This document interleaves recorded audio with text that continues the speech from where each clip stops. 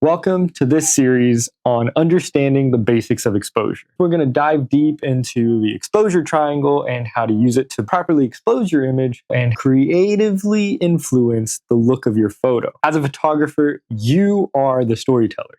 You get to decide what the viewer focuses on, what the viewer feels, and what the viewer thinks when they see your photo. Let's start by understanding what exposure really means. Here on the right, we have a underexposed image.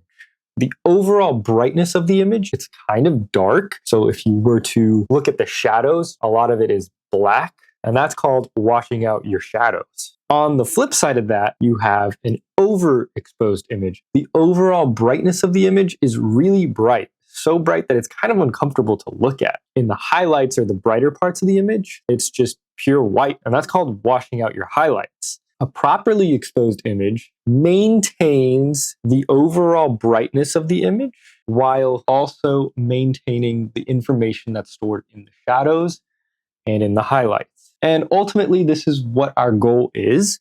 There is a caveat to this. Everything in photography is based off of your own creative desire. Some people may like that more moody, cinematic, darker, or underexposed vibe to their image.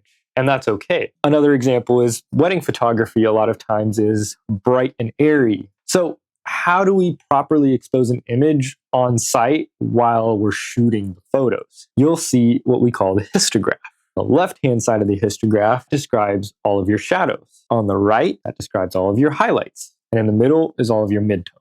Ultimately, you want the data in your histograph to be evenly balanced across your shadows, your highlights, and your midtones. And that's really all you need to know about exposure.